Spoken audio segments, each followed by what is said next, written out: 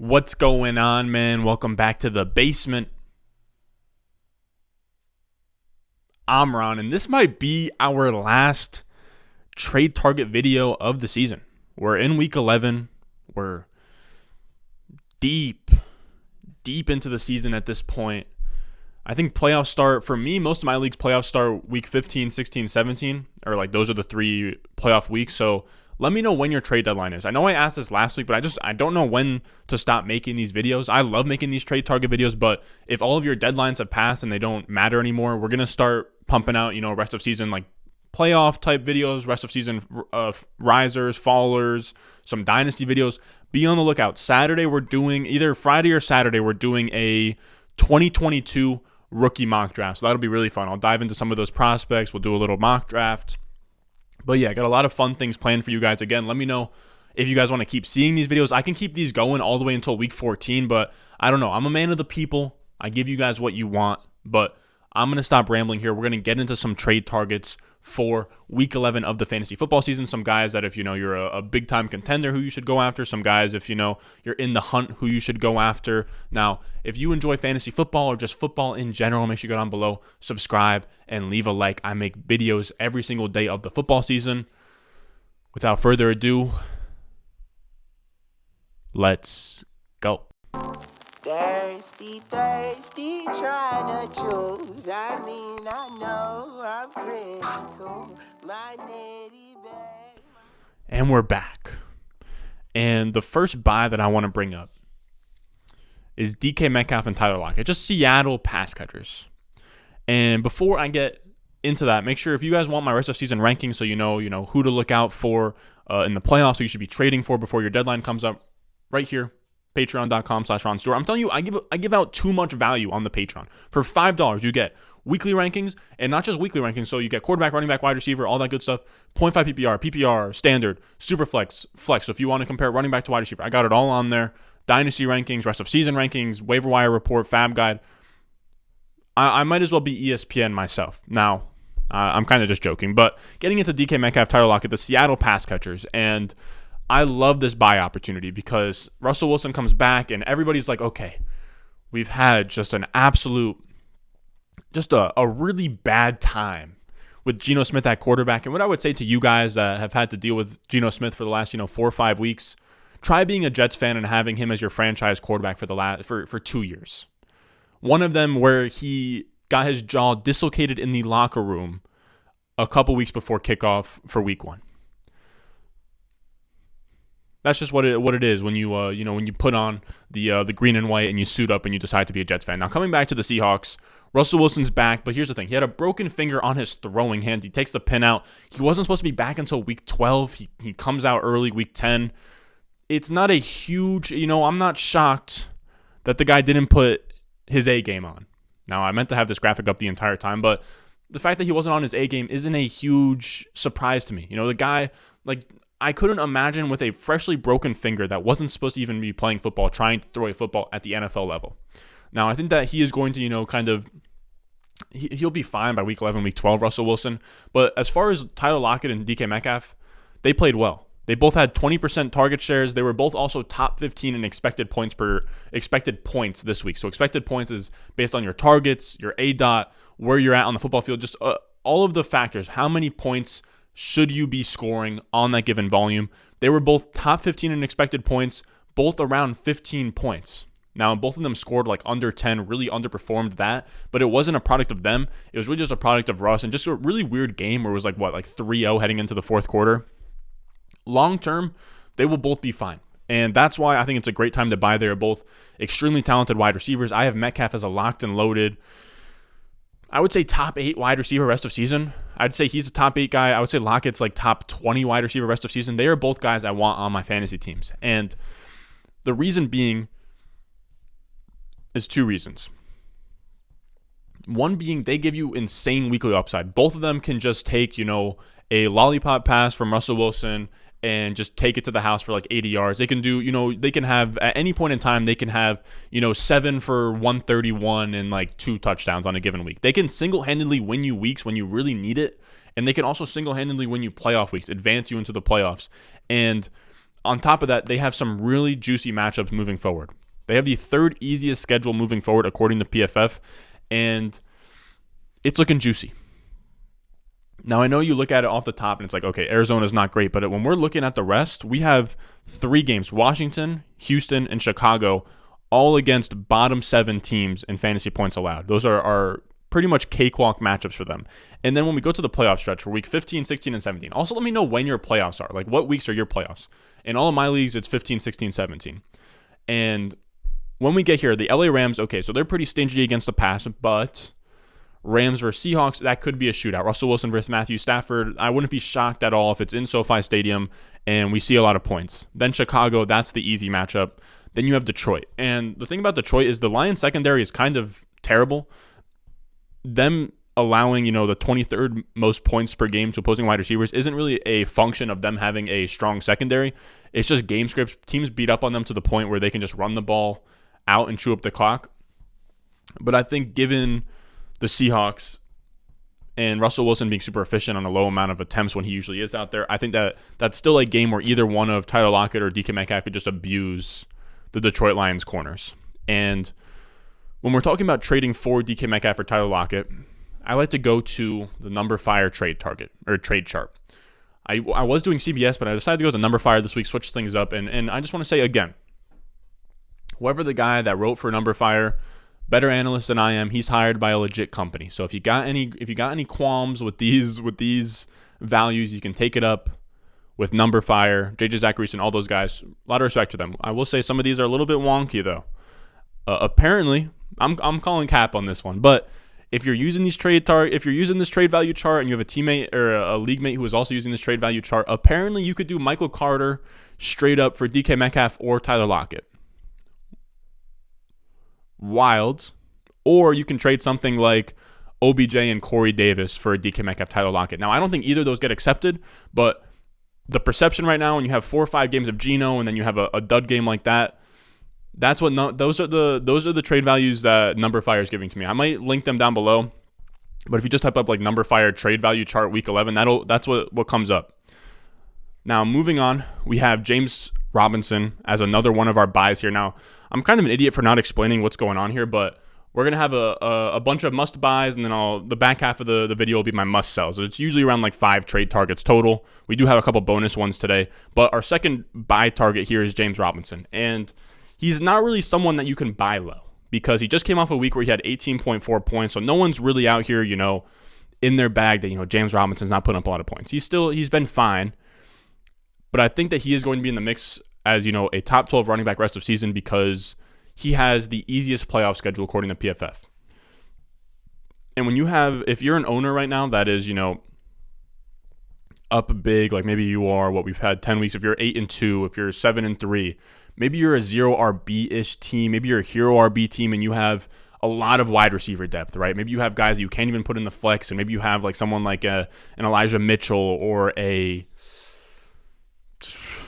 a Javonte or something, something a little bit weaker at RB2. If, you take your RB2, you take some of your depth that now you don't need. We're trying to load up for playoffs here. You go grab a James Robinson because he is going to be a top 12 running back rest of season, and he is going to have matchups in the playoffs that could easily win you weeks. And when I say, easy matchups, we're talking cakewalks here. Week 15, he has Houston at home, and they're allowing the 6th most fantasy points to opposing running backs. Then he has my Jets. He's going to be in New York. They're allowing the most fantasy points to opposing running backs. He's going to eat up both of those teams. By the time they were that far, he's going to be completely healed from his injury. He'll go back to being, a bell cow on the team. Now, he does play the Patriots in the championship game, 26th. So nothing crazy, but hopefully he advances you to the championship and then somebody else takes you to the promised land, man. That's really all you're hoping for with these. I don't think there's any schedule out there that's going to be, bottom 12 against opposing running backs for all 3 weeks. There might be somebody out there, but again, I think James Robinson is a great buy. And apparently you can do Michael Carter or Josh Jacobs straight up for a James Robinson. Like I said earlier, if you want to bundle, your RB2, maybe you have an RB2 that's like Melvin Gordon, Javonte Williams. I'm thinking about someone that maybe helps a little bit more near term. So maybe like a James Conner. Like a James Conner could work. Even somebody even if you want to cash out on an AJ Dillon, like again, this is a buy that's for, if you're 9-1, 10-0, 8-2, even like a 7-3. And if you have, Melvin Gordon and Javonte don't really work for what I'm saying because they have buys right now. But if you have, like I said, James Conner or AJ Dillon, if you want to package up one of those guys with like some waiver wire fodder, somebody like a Cole Beasley, Emmanuel Sanders, even like a Hunter Renfrow, if you can do like two of those guys for a James Robinson, I would do that all day long. Then I wanted to get into two of my bonus buys. Now, I didn't write any notes. These are just guys off the top of my head. When I got done writing, I was like, I got done writing my 5 like core buys, and I was like, okay, these guys are actually really good buy candidates. I would go Clyde Edwards-Helaire. And I know it's not super sharp to now buy him now that he's healthy and about to play. But you might have an owner that's either skeptical or an owner that, really needs a week from somebody else. And Clyde's actually interesting to me because, again, I don't love him as a talent or a running back, but we're talking about Darrell Williams here, who, don't get me wrong, had like 9 catches for 101 yards, but his yards per carry was like under 4. The whole running game, I want to say I wrote down a stat, it was like 25 carries for like 94 yards. It wasn't super pretty on the ground against the Raiders, even in a positive game script. So they are actually kind of looking for a good running back, and there's actually some splits out there. Maybe I'll pull them up real quick. Hold on. All right, so I found it. Let me hop out right here. Hopefully you guys don't see anything whack. But so this is what we're looking at here. So Patrick Mahomes with CEH this year is averaging 32.5 fantasy points per game. This is before the game against the Raiders. Patrick Mahomes without CEH averaging 15.8 points per game. Now he said this is probably not a thing, but he looked it up, so now you guys have to see it too.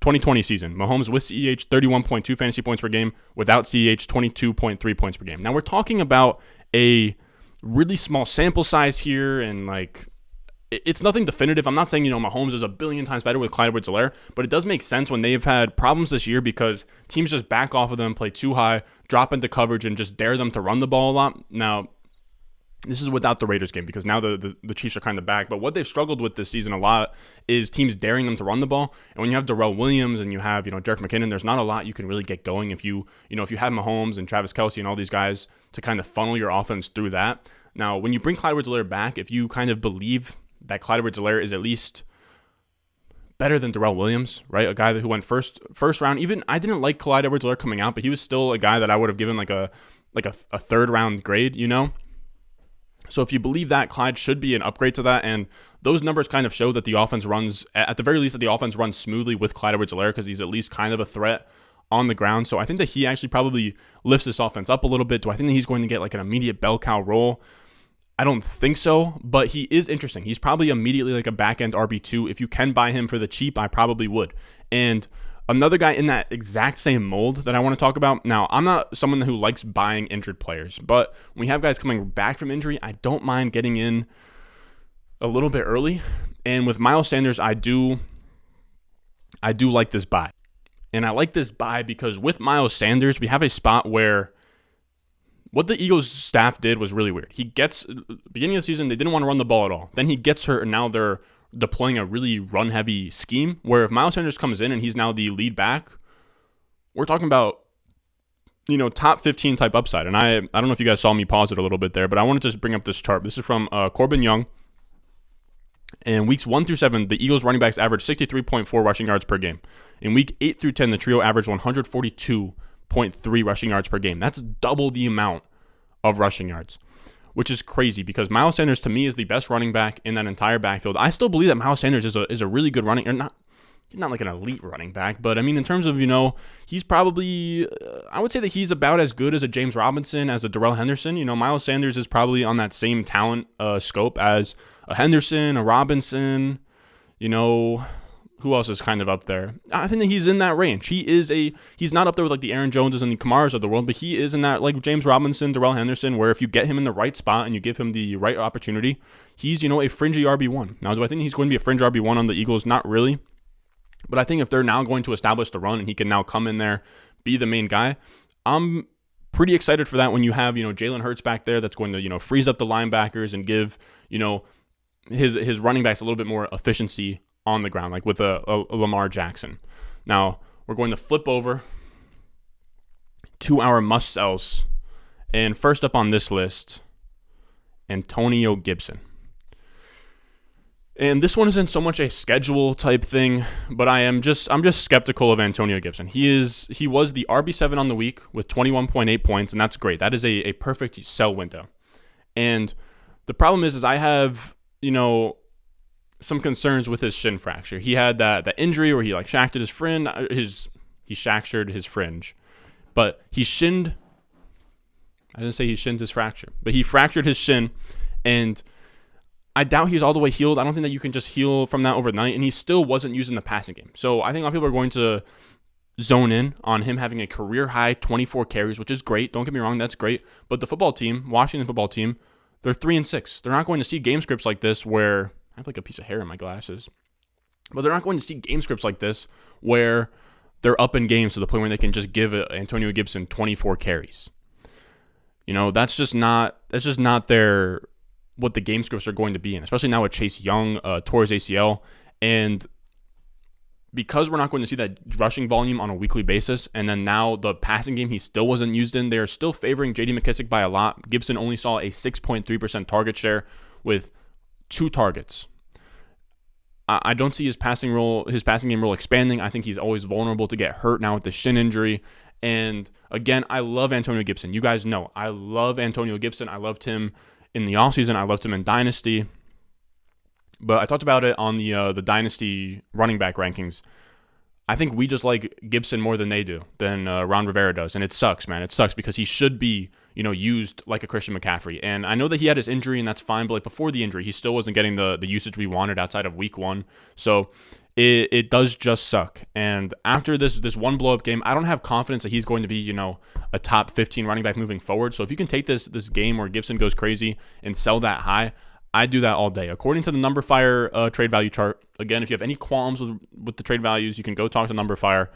Antonio Gibson for Mike Davis can be done straight up, apparently. Now, I think that one's a little bit outrageous, and then apparently you can do Gibson and Michael Pittman for Jonathan Taylor. I think that one's also a little bit crazy, but I'm saying maybe you fire some things out like that. I think Antonio Gibson, if you can sell him, if you can either bundle Gibson and go up and pay up for like a top tier running back like a Jonathan Taylor, like a DeAndre Swift, or if you can, take Gibson and, trade him 1-for-1 with like a wide receiver 1, like a Tyler Lockett, or not a Tyler Lockett, but like a DK Metcalf, a Mike Evans, a Chris Godwin, a Ceedee Lamb, anything like that, I would do that. Now, speaking of Ceedee Lamb, I know I just said I wouldn't mind buying him. Now, that's only because if I could buy him straight up for Antonio Gibson, I would. That's bothering me. But we're going to talk about Ceedee Lamb here. And I have Ceedee Lamb as a sell candidate, and I just want to say I love Ceedee again, like Antonio Gibson. Ceedee Lamb was my guy this season. I liked Antonio Gibson Ceedee Lamb going into the season, but he's maybe one of the more overvalued wide receivers in terms of public perception. Everybody loves Ceedee Lamb. The sad truth is he hasn't been crazy. I think in points per game he's like around like wide receiver 15, wide receiver 16. He's tied in points per game with Michael Pittman. That's the sad truth. He's tied in points per game with Michael Pittman, and he just gave you a huge boom week you can sell. He put up a huge boom week that you can sell. He put up 28.6 points this week, 7 targets, 6 catches, 94 yards, and 2 touchdowns. That's a great stat line. Don't get me wrong. Do not get me wrong. Great stat line. He's very efficient. The problem is that when you have a guy who is valued as a top 8 to 10 wide receiver rest of season, and he's only seeing 7 targets, the volume is just a concern for me. And with Michael Gallup back, the target shares are now like super flat. You have Lamb, who's kept his season average of 21.2% targets, 21.2% of the targets. On this graphic here, it shows, okay, so in the parentheses is what they had without Gallup, and then what their target share is with Gallup this week. And then with Lamb, I probably should have coughed away from the mic. That's my bad. I'm an amateur. But with Lamb, it didn't go down, but it's still at 21%, and I can't imagine that Amari Cooper stays at a 12.1% target share ever. So I imagine Cooper, creeps back up to an 18% mark. I got to imagine that Lamb kind of comes down. It probably, it flattens out probably around 18 to 20% target share. And it's just not a pass-heavy enough team for that percent of the pie to pay off as a wide receiver 1. Michael Gallup has been gone all season, and we just had that big boom week, and Ceedee Lamb is still not a wide receiver 1 in points per game. That speaks volumes to me, right? Gallup was not there. Gallup comes back. He has this huge boom game, and he's still only wide receiver 15 on the year. Now, like I said, target share would be fine on a pass-heavy team, but Dallas is 21st in neutral game pass rate since week 7. They're not a team that is really eager to pass the ball a ton. I know that they're like top 12 in pass attempts per game, but it's still that you have to be, up there if you want to support a guy on 21% of the targets, or you have to be, they are going to be super efficient. But like I said, 20% target share, guys like Deebo Samuel seeing like 30%, Kupp is seeing like 30%. I want to have if I'm having a wide receiver one, I prefer him to be in that 25% plus area, just because that kind of volume is what like sustains week to week. And like I said, that kind of volume isn't enough to value somebody as a top 10 wide receiver for me. So if I could sell Ceedee Lamb straight up for a DK Metcalf, I would. If I could sell Ceedee Lamb, and apparently you can do this on Number Fire. Like I said, you could do Ceedee for Metcalf. If you can do this on Number Fire, or I don't know why I said if it can do this on Number Fire, but again, wide receiver for wide receivers don't really work, like one wide receiver for one wide receiver. But if you can do Ceedee for Metcalf straight up, I would. If I could do Ceedee Lamb and Mark Ingram, so like a spot start running back for Jonathan Taylor, apparently you can on Number Fire. That's pretty wild to me, but hey, I mean, maybe you can. Now, with this last player we're talking about here, we got James Conner. And I don't mind selling James Conner here if you need to win now. If you are a team that really needs to win now. Now, I know that sounds weird because James Conner is kind of perceived as a guy that you trade for to win now because Chase Edmonds coming back and he's somebody that's meant for the short term. Here's the problem for me is in the short term, the weeks where he's supposed to be great, DeAndre Hopkins and Kyler Murray are out. Kyler Murray and DeAndre Hopkins aren't expected to be back in the lineup until weeks 13 or 14, according to Edwin Porras. He's on Twitter. He's a great follow. He's an injury doctor guy. So you're getting a neutered offense in week 11. They don't have Colt McCoy. They're bringing in like a CFL quarterback this week, so the offense isn't going to be great. I know they have a good matchup against Seattle, but the offense isn't going to get going. It's not going to be a lot of fantasy points there. And then James Robinson has a bye in week 12, so you have a non-Kyler Murray led offense and then a bye. So that's 2 weeks down the drain when you're supposed to get like RB1 production out of James Conner. I don't think a lot of people are really catching on to that. So if you can sell him to somebody that like thinks that they can like win now with James Conner, I would do that all day. Because if you absolutely need wins now, if you are also that team that needs wins now, you're 4-6, you're 5-5.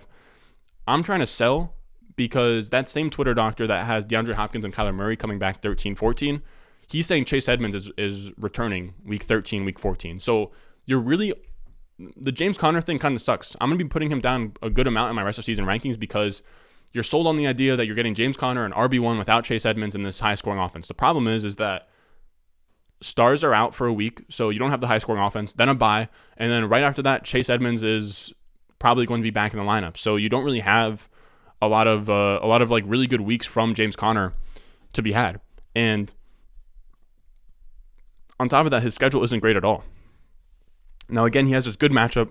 Seattle gives up the third most fantasy points allowed to opposing running backs. The problem is that they probably won't be in a positive game script because they have a CFL starting quarterback playing against the Seattle Seahawks.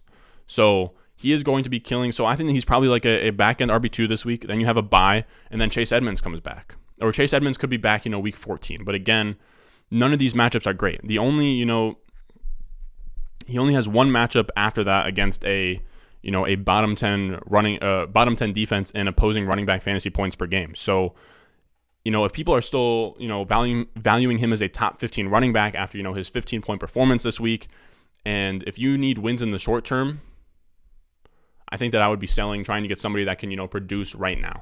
If I could do like James Conner plus for James Robinson, I would do that all day long. Now, if you're somebody that it doesn't like really need wins, I don't mind holding and kind of seeing what happens. Maybe Chase Edmonds doesn't come back. Maybe, I don't know, there's some kind of complication. So he's not someone you must sell absolutely. But if you need wins, I don't think that Seattle and a bye week are going to do you any good for the next 2 weeks. Now, some options I saw on Number Fire, you could do James Conner and like some waiver wire fodder, like a Cole Beasley, a Traquan Smith, something like that. You can go get DK Metcalf. Or you can do, like I said, James Conner plus go get James Robinson. You can do James Conner and Ramondre Stevenson for A.J. Brown, I saw. So there's a lot of really good options to pivot off of James Conner, especially if you're a team, if you aren't a team that, like, I think that James Conner is kind of a sell across the board now that I think about it, because if you're someone that wants to win on the back half of the season in the playoffs, I'm looking to sell James Conner plus and go get, a stud for my lineup. Now, that's going to do it for us today, fellas. As always, if you enjoyed the video, make sure you go down below, subscribe, leave a like. If you want access to all my rest of season rankings, my waiver wire articles, my weekly rankings, if you want to support the boy, patreon.com/Ron Stewart. It's right here in the graphic. Then also, I don't say this a lot, but I'm on Twitter. I've been having some Twitter fingers recently. I don't know why. I've been getting back into Twitter. So if you want to follow me there, @RonStore_ on Twitter. I love you guys. I'm going to go upstairs, hang out with my sweet, sweet dog. You guys met Winnie on the Sunday live stream. I love you guys. We'll have, I think, 2 videos out tomorrow. Now, don't put that pressure on me, but I think we'll have 2 videos out tomorrow. We'll do we'll run back up the rankings, top 24 running back rankings, top 24 wide receiver rankings. As always, I love you guys, and I'll see you in the next one. I got the juice, I got the juice. 10-0, Chatham's on. Foolies glad I'm home. Even my haters kinda glad I'm on. Rest in peace to my vagabond. Rapper song, singer, suspended, subpoena from misdemeanor.